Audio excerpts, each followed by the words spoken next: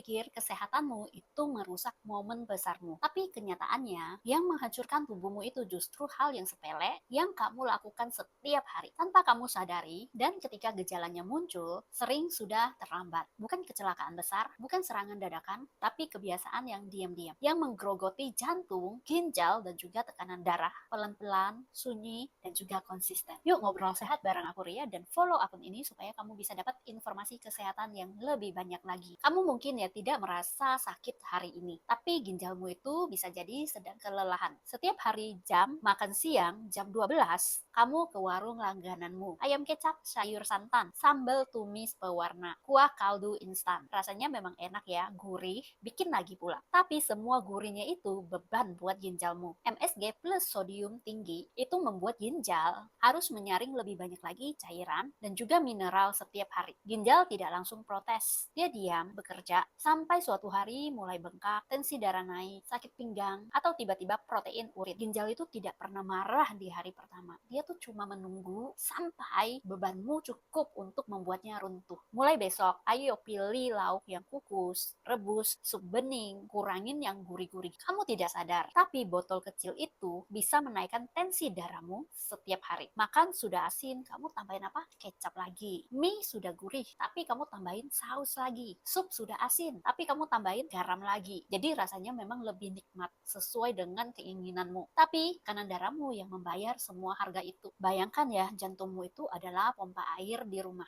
Setiap tetes sodium membuat aliran darahnya itu menebal. Tekanan jadi naik, pompa akhirnya bekerja lebih keras. Apa yang terjadi jika pompa itu dipaksa bekerja di atas batasnya setiap hari? Pecah, bocor, macet. Tekanan darah tidak naik karena kamu emosional, tapi kebiasaan kecil yang kamu anggap normal. Mulai hari ini, jangan tambahkan rasa, nikmati apa adanya. Kamu tidur, tapi jantungmu itu gak ikut istirahat. Kamu udah rebahan, lampu sudah mati, tapi pikiranmu ini nih masih menyala. Detak jantung tidak turun, nafas pendek, bahu tegang, otak berputar. Saat harusnya tubuhmu memulihkan, justru hormon stres beredar membuat detak jantung bertahan di mode siaga. Efeknya, tekanan darah kamu tetap tinggi saat tidur. Jantung dipaksa lembur meskipun kamu terlelap. Itulah alasannya kenapa di saat kamu bangun itu masih terasa lelah, pusing, dan juga nggak fresh. Tubuhmu tidur tapi sistemmu itu masih bertarung. Kamu tidak akan pernah pulih jika kamu hanya tidur tapi tidak benar-benar tenang. Sebelum tidur, lakukan ini. Tarik nafas 5 detik, hembuskan 5 detik, ulangi sampai 10 kali, dan letakkan handphonemu. Pagi hari adalah alarm kesehatan, dan kamu tuh udah langsung langgar. Alarm bergedering, kamu langsung lompat dari kasur. Tidak peregangan, tidak tenang, langsung mandi, langsung lari ke rutinitas. Yang terjadi, kortisol naik mendadak, tekanan darah juga ikut melonjak. Jantung akhirnya terkejut. Kamu memulai hari ini bukan dengan nafas, tapi dengan panik. Kamu pikir ini adalah produktif. Padahal kamu pelan-pelan menciptakan hipertensi permanen. Bangun tidur, duduk dulu dong 1 menit. Tarik nafas dulu, baru berdiri. Minum air hangat, jangan langsung scroll